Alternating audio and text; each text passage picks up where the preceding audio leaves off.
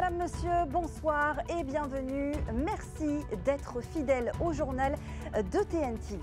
Au sommaire ce soir, une infirmière jugée aujourd'hui pour trafic de drogue, une femme soignante qui pourtant a participé à l'importation et à la revente de plus de 3 kilos d'ice au Fénois. Elle a été identifiée comme le cerveau de ce trafic.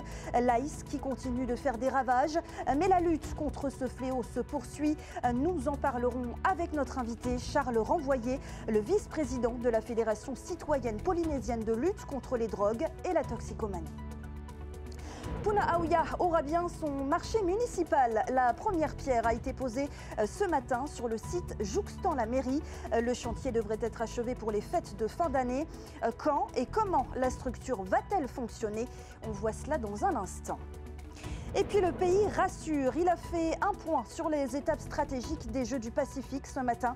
Les préparatifs avancent à bon rythme, mais des défis restent encore à relever du côté des infrastructures d'athlétisme et de natation. Le point à la fin de ce journal.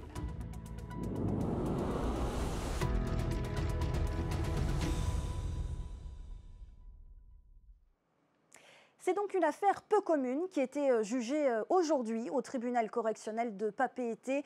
Une femme, cerveau d'un trafic de drogue, mais aussi infirmière de métier, était jugée pour importation et revente de plus de 3 kilos d'ice. Je me suis engagée à soigner et j'ai participé à détruire, a-t-elle soufflé ce matin à la barre du tribunal. Pour écouler la drogue, elle avait notamment fait appel à ses propres enfants. Sam Teinaouré a assisté à son procès. Ce qui choque dans ce dossier est la qualité des deux prévenus considérés comme les cerveaux du trafic, une infirmière libérale et une infirmière à la retraite. Autre élément choquant, l'une des deux a fait appel à ses propres fils pour revendre la drogue en Polynésie. Principale difficulté évoquée durant le procès, les délais de traitement. Les faits remontent à octobre 2019 et le procès ne se tient qu'aujourd'hui. Quand on a un délai comme ça de traitement judiciaire qui est extrêmement long, en fait, il se présente deux situations. Il y a les gens qui arrêtent toutes les infractions et qui se reconstruisent, ce qui n'est pas facile quand on est consommateur de produits stupéfiants, de retrouver un travail, de se réinsérer dans la société parce qu'on est complètement pris dans ce milieu-là. Et vous avez les gens qui restent imprégnés dans le trafic de stupéfiants et qui restent, je dirais, effectivement, dans tout ce type d'agissement. Donc, à mon avis, le tribunal doit tenir compte de ce qu'ont fait les gens depuis. C'est à ça aussi que sert ce délai de traitement des dossiers. Quand la personne se présente pour être jugée, de dire qu'est-ce que vous avez fait depuis, Et quelqu'un qui a été dans le positif, on doit le prendre en compte dans le prononcé de la peine. Le procureur de la République a requis des peines de 3 à 7 ans de prison avec mandat de dépôt pour les principaux protagonistes. La direction des douanes a demandé la condamnation solidaire des prévenus à une amende douanière de 300 millions de francs. Et le verdict est tombé en fin de journée. L'infirmière a été condamnée à 7 ans de prison et 300 millions de francs d'amende. Les autres prévenus à des peines allant jusqu'à 4 ans de prison ferme avec mandat de dépôt. Et pour lutter contre le fléau des drogues, la direction territoriale de la police nationale mène régulièrement des opérations de contrôle. Ce matin, elle effectuait une surveillance aux abords des établissements scolaires, une surveillance qui s'intensifie au regard de la situation sanitaire du pays. L'opération a été suivie pour nous par notre journaliste Sam Teinaouré. On se met en place pour 6h30. Okay? 11 agents de la police nationale, un agent de la police municipale de Papeete et un chien anti-stupéfiant. C'est l'effectif du dispositif de contrôle établi ce matin autour du collège Louise Tehea Carlson et du lycée Paul Gauguin. Comme lors de chaque contrôle autour d'établissements scolaires, une attention particulière a été portée sur les deux roues. Les parents sont globalement satisfaits de ce type d'opération. Oui, c'est carrément bien et ça protège nos enfants en fait de tout ce qui se passe à l'extérieur de l'enceinte. Malgré l'importance du dispositif, l'objectif principal n'était pas de trouver des produits stupéfiants, mais d'instaurer un climat sécuritaire autour des établissements scolaires. Pour montrer que la DTPN est toujours présente et qu'on est là pour sécuriser les lieux et pour que les parents autant que les élèves soient en sécurité en nous voyant et tout. Bilan de l'opération, quelques procès-verbaux pour non-respect du code de la route, des rappels à la loi et des parents rassurés. Ce type d'opération se poursuivra tout au long de l'année scolaire. Voilà, la DTPN qui a également démenti la découverte d'un kilo d'ice trouvé la semaine passée sur un élève. Une information qui avait été diffusée par l'un de nos confrères. Depuis la rentrée des classes, aucun élève n'a été interpellé en possession d'ice selon l'administration.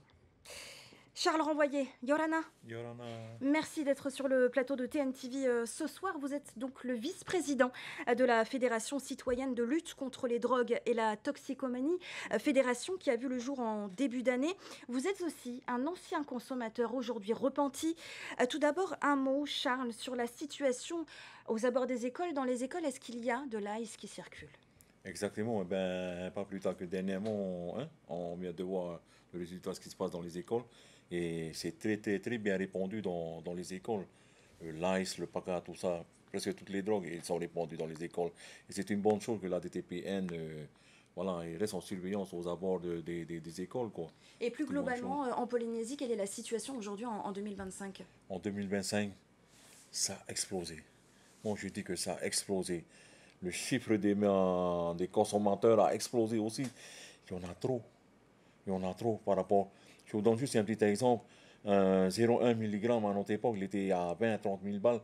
Aujourd'hui, il est à 10 000 francs. Avec un 0,1 à 3-4 personnes, on le consomme à l'aise. Plus il y a de consommateurs, plus le prix baisse finalement. Exact. Je pense que pas qu'il y a plus de consommateurs, mais il y en a tellement de cette drogue-là. Cette drogue-là est tellement bien répandue dans notre belle Polynésie que ça touche autant les jeunes que les adultes. Exactement, ça touche toutes les classes, tous les âges. Quelles sont les conséquences de la consommation de drogue? On sait que bien sûr la violence, il y a de la violence, ça peut mener jusqu'au suicide pour les consommateurs. Exact. Et là, c'est ce que la fédération rencontre le plus souvent. La violence, les suicides, tout ça, les vols, comment ils ont explosé en un rien de temps, tu vois. Tout ça, c'est dû à l'ice. Comment est-ce qu'on détecte, Charles, une personne qui consomme de l'ice? Mais écoute, la famille sont les premiers à être touchés. C'est par leur comportement, le changement de comportement. Ils deviennent agressifs, tu ne peux presque plus rien leur dire, tout ça. Et puis, il y a les symptômes, il ne dort pas, il a les yeux bien écartillés, tout ça. Et voilà un petit peu les symptômes que tu pourrais... Il y a des signes aussi physiques. Voilà. On parlait de l'ice à Tahiti, en Polynésie. Les îles éloignées sont-elles aussi de plus en plus touchées? Qu'est-ce que vous constatez sur le terrain? Carrément. Je reçois des appels de presque tous les îles, même au fin fond des Tuamotu, sont carrément touchés aussi. Ce fléau est répandu partout dans notre Polynésie. Comment est-ce que vous intervenez auprès des victimes de la drogue, de l'ice? Qu'est-ce que vous leur dites? Écoute, j'apporte mon expérience, comme je dis souvent, qui peut mieux apporter des conseils que celui qui a vécu. Et la plupart du temps, et puis comme je dis souvent, quand je vais à notre Père Céleste. C'est peut-être, moi je sais pour d'autres personnes, mais pour moi, de travailler avec Dieu, c'est un des mes premiers fils conducteurs qu'on devrait mettre dans chaque foyer. Les églises qui contribuent d'ailleurs de plus en plus à être auprès de ces consommateurs d'ice. Vous le disiez, c'est de votre histoire dont vous parlez à ces personnes. Comment est-ce que vous êtes tombé dans la drogue et comment est-ce que vous en êtes sorti? Écoute, j'ai été jeune aussi, et puis j'ai voulu goûter à ça, et puis le fait de goûter à ça, et bien après tu ne peux plus sortir de là. Il a fallu que je me fasse choper, que je me suis dit, quand je me suis retrouvé entre ces quatre murs-là, je me suis dit que ma vie n'est pas entre ces quatre murs. Ma vie est dehors auprès de ma petite famille. Et je me suis juré cher à ma vie que je ferai de ça mon objectif majeur, d'aller sur le terrain et de prévenir les parents et puis ces jeunes de ne pas y tomber dedans, de ne même pas y goûter. Alors justement, aujourd'hui, vous luttez contre cette drogue au travers de la fédération qui est en ce moment même en réunion avec le ministre de la Jeunesse. Est-ce qu'après votre grogne de la semaine passée, votre mécontentement, est-ce que le calme est revenu ce soir? Exactement. Écoute, voilà... Aujourd'hui, on passe à autre chose et puis on n'a pas le temps de tout engrogner. Et puis là, c'est dans de bons sens. Donc je remercie aussi le président du pays de nous avoir écoutés. Voilà, et aujourd'hui, ils sont là avec le ministère de la Jeunesse, ils sont en train de travailler sur les dossiers et tout ça. Voilà. Il y a des discussions sur les subventions, une subvention de plus de 100 millions, il me semble. Voilà. Mais je ne pense pas qu'on aura les 100 millions parce que utiliser les 100 millions, ça approche bientôt en 4 mois, ça ne sera pas faisable. Oui, pas 100 C'est pour ça qu'ils millions sont en pour train de, l'année, parce qu'il voilà, reste c'est pour ça qu'ils 4 sont en mois train de encore revoir encore tout ça. Hein. à travailler auprès de la population victime de drogue. Aujourd'hui, en Polynésie, il n'y a pas de centre de sevrage. Moitai Broderson, lui, évoque un projet de centre de désintoxication à Anuanuraro.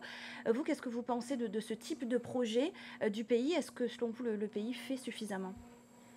Ben écoute, c'est quand même énorme de faire à Anuanuraro, alors qu'il y en a un qui a proposé de le faire à Wharehapé, hein, à Papineau, tout ça. Donc je félicite ce projet-là. Hein. Bon, je pense que on va commencer par ici d'abord, avant d'aller de faire un projet gigantesque comme ça à Anuanuraro. En tout cas, il y a des initiatives qui émanent, notamment aussi des communes. On l'a entendu à Tevayuta, hein, qui a pris les devants sur l'interdiction de la puff, qui est notamment aussi maintenant utilisée pour la consommation de drogue. On parle d'ice. Est-ce que le paca, lui, circule toujours autant? Quelles sont les autres drogues qui circulent en Polynésie? Ben, les dernières nouvelles que j'ai eues, hein, comme je suis souvent sur le terrain, le paca se fait très rarement en ce moment. Mais c'est plus l'ice qui est très bien répandu dans les quartiers, tout ça. L'ice, elle a explosé comme pas possible. Et je pense que les dealers se sont aperçus qu'ils se font mieux du fric sur l'ice que sur le paca, tu vois. Charles, pour terminer, j'avais une question, mais plus un message à faire passer. Ce soir, il y a beaucoup de parents, hein, qui nous regardent. Qu'est-ce que vous pourriez leur dire pour répondre à leurs inquiétudes, pour que leurs enfants ne tombent pas dans la drogue? Les parents, qu'il faut le rappeler, hein, sont les premiers remparts, hein, dans la lutte contre cette drogue. Ce que je voulais dire aux parents, c'est de préserver leurs enfants, d'être conscients du danger qui peut arriver. Nous ne sommes pas à l'abri de ce fléau-là qui touche énormément cette jeunesse, qui touche énormément nos enfants. Et notamment, il faut se dire que cette jeunesse-là suit cette tendance-là. Mais cette tendance-là, ce fléau-là, c'est vraiment... Il ne faut pas y toucher. Même pas y penser de vouloir y toucher. Et je demande aux parents de surveiller leurs enfants, de bien surveiller les enfants et de leur faire comprendre de ce qu'il en est de la méthamphétamine. La surveillance et si besoin d'informations, bien sûr, et d'aide, faire appel à la fédération, ne pas hésiter à faire appel à la fédération. De nous appeler, exactement. Merci beaucoup, Charles Renvoyer, d'avoir été notre invité ce soir. Ils ont pu chercher un emploi, se reconvertir ou tout simplement trouver des informations. Plusieurs centaines de personnes se sont rendues au Forum de l'emploi à Pirée aujourd'hui. Un forum où plus de 30 entreprises et institutions ont fait le déplacement. Nos journalistes Céleste Holler et Tauhiti Tauniwamusan étaient également présentes. Des conseils, des informations et des interactions avec des professionnels. Sous un chapiteau érigé pour l'occasion, plus de 30 entreprises et institutions ont répondu présents à ce forum pour l'emploi. Une opportunité pour les personnes qui veulent décrocher un job ou se lancer dans une formation. Je suis passé notamment par la Polynésienne des eaux, je suis passé aussi chez les pompiers pour faire valoir voilà, mes diplômes que j'ai passés en France et savoir ici quelles opportunités s'offraient à moi. Oui, j'ai déposé mon CV récemment, maintenant j'attends. Pour les jeunes qui cherchent des emplois, en plus c'est bien structuré quand même. Il y a plusieurs entreprises, il y a même qui font des CV pour aider pour ceux qui n'ont pas encore fait de CV. La commune de Pirée a organisé cet événement en partenariat avec la Fondation FAS, engagée dans la lutte contre l'exclusion et la pauvreté. Alors, on les aide à monter leur CV, leur lettre de motivation, à faire des copies concernant les cartes d'identité, les cartes CPS, tout ça. Comme ça, qu'ils soient prêts au moins administrativement parlant. On leur apprend la posture, on donne la formation, on leur apprend aussi à gérer leur portefeuille. Durant la matinée, plus de 300 personnes de Pirée et des communes voisines se sont déplacées. Pour Frédéric Dafinet, coordinateur de la journée, l'objectif n'est pas forcément de trouver un emploi le jour même. Il faut bien prendre conscience qu'aujourd'hui, trouver un emploi, c'est d'abord enlever tous les freins et surtout bien choisir son emploi. Je rappelle qu'ici, on peut trouver un stage, on peut choisir une orientation professionnelle, faire de la formation, c'est tout aussi important. Et cerise sur le gâteau, si on arrive à trouver un job, tant mieux. À 13h30, des sessions de speed dating ont réuni face à face des recruteurs et des prétendants à un emploi sélectionné dans la matinée. La première heure était dédiée aux habitants de Pirée, l'heure et demie suivante consacrée à l'ensemble du public demandeur. Il avait été annoncé il y a 3 ans et c'est désormais officiel. Le marché municipal de Punaaouia ouvrira ses portes en fin d'année. La première pierre a été posée ce matin sur le site jouxtant la mairie qui a injecté sur fonds propres plus de 50 millions pour ce projet. Les détails, c'est avec Nicolas Pérez et Jeanne Tino Loy. C'est officiel, le marché municipal de Punaouia ouvrira ses portes en fin d'année. Une structure attendue depuis des années par la population et son conseil municipal. C'est un projet de très longue date qui date de nos anciens tavernas. Tous les tavernas de Punaouia ont rêvé de faire le marché et je suis fier aujourd'hui avec le conseil municipal de réaliser ce rêve en leur nom, mais surtout au nom de nos populations de Punaouia et au nom aussi de nos producteurs du secteur primaire que nous voulons valoriser absolument dans ce projet. Installé sur l'ancienne pépinière de la commune, ce marché profitera d'une surface de plus de 3000 m² où une cinquantaine d'exposants pourront proposer leurs produits. Une aubaine pour ce pêcheur de la commune. Ouais, c'est une bonne opportunité parce qu'on n'avait pas vraiment de spot pour aller vendre notre poisson. Là aujourd'hui, c'est bien ce que Tavana a fait. Ça va nous permettre de mettre en avant la commune et comme ça tous les clients, au lieu d'aller à Papeete, ils vont venir ici chercher leur poisson directement. Avant de proposer une ouverture quotidienne, la mairie ouvrira cet espace de vente uniquement le dimanche pour mesurer l'engouement. Un site qui sera notamment composé de structures démontables pour une meilleure maîtrise des coûts. On n'a pas voulu se lancer dans des constructions déjà en béton comme on a connu dans d'autres endroits. Et je puis vous dire que la gestion de marché n'est pas facile. Ça peut devenir très rapidement un gouffre financier pour les communes. Coût du chantier, 55 millions de francs, financés sur fonds propres. La commune de Punaouia mise sur ce futur marché pour dynamiser son secteur primaire et son économie. Voilà cette question à présent. Comment avance l'organisation des Jeux du Pacifique? L'événement accueillera 4500 athlètes et plus de 20 disciplines en 2027 au Fénois. Un événement d'envergure donc pour le pays qui se veut rassurant malgré les défis à relever. La course contre la montre est donc enclenchée pour le tout nouveau ministre des Sports. Il a fait un point d'étape ce matin. Point d'étape suivi pour nous par Oriano Tefao et Juanui Atuariva. Le compte à rebours est lancé. Dans moins de 2 ans, Tahiti accueillera plus de 4500 athlètes pour 24 disciplines sportives. L'objectif est clair, faire des Jeux du Pacifique 2027 une vitrine sportive et culturelle pour toute la région. Mais pour y parvenir, les chantiers sont nombreux avec certains points sensibles comme la future piste d'athlétisme d'Itia.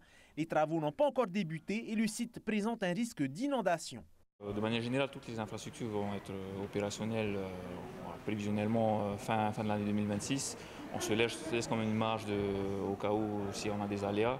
Autre sujet de préoccupation, la capacité d'accueil de la piscine qui sera installée à Mam'o. En fait, l'idée est vraiment de pouvoir associer un maximum de personnes, à la fois les athlètes mais aussi nos spectateurs locaux, pour qu'on puisse vraiment avoir une fête. Le président l'a dit, la natation est une discipline où Tahiti réussit beaucoup, donc forcément on aura un engouement autour de cette discipline-là. Donc oui, il va falloir qu'on puisse trouver une solution à apporter. Donc ce sera une piscine en kit qui sera montée à partir de l'année prochaine. Il s'agit de maintenir en fait une infrastructure de manière temporaire sur le site de Mam'o, puis ensuite on est en train d'étudier les solutions de repositionnement des 2 bassins.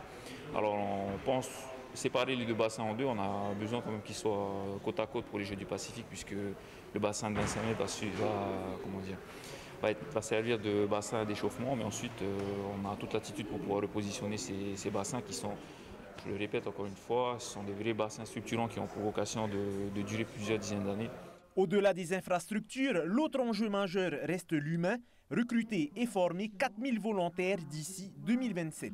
Donc oui, on a tout un programme de recrutement jusqu'en 2026 et ensuite va commencer la phase de préparation et de formation de ces bénévoles pour qu'on en soit vraiment prêt. Et il faut savoir qu'on a déjà défini à peu près plus de 90 fiches de poste. Ça veut dire que si on se pose la question, mais qu'est-ce que je veux faire?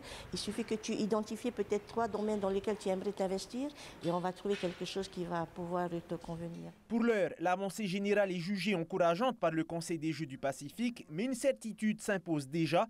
Les prochains mois seront décisifs pour que Tahiti tienne son pari et réussisse ses Jeux. Et en attendant, c'est aux mondiaux de Va'a au Brésil que la Polynésie continue de briller. Après une journée peu favorable hier, la délégation a décroché 7 médailles, dont 5 en or. Aujourd'hui, nos athlètes confirment leur supériorité et restent en tête du classement. Les temps forts à voir avec Hoanui Atuahiva. Team Tahiti, félicitations aux Fénois. Nouvelle moisson de médailles pour la sélection tahitienne de Va'a lors de la 4e journée de compétition au championnat du monde de Va'a. Les Tahitiens étaient engagés dans 7 courses et ramènent 7 médailles.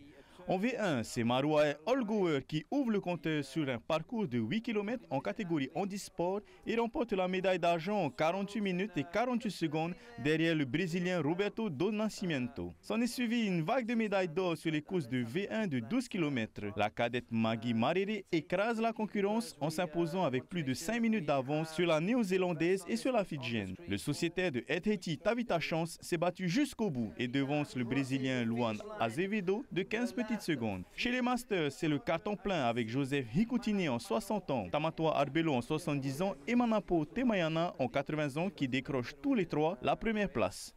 Tahiti and the Fénois. Une course de 24 km avec des conditions difficiles et du niveau pour les Open Dames en V6, remportée par les Australiennes en 2 heures et 10 minutes. Nos représentantes se sont battues tout le long, mais se font surprendre en fin de course par la Nouvelle-Zélande, deuxième avec 58 secondes d'avance sur les Tahitiennes. Demain, nul doute que le vétéran 50 ans Rauhiri Varuahi ainsi que l'équipe senior de Enviropol vont tout donner pour décrocher l'or et clôturer ces championnats du monde de Va'a en beauté. Tahiti reste en tête du classement des médailles devant le Brésil et le Canada, avec 19 médailles, dont 12 en or, 4 en argent et 3 en bronze.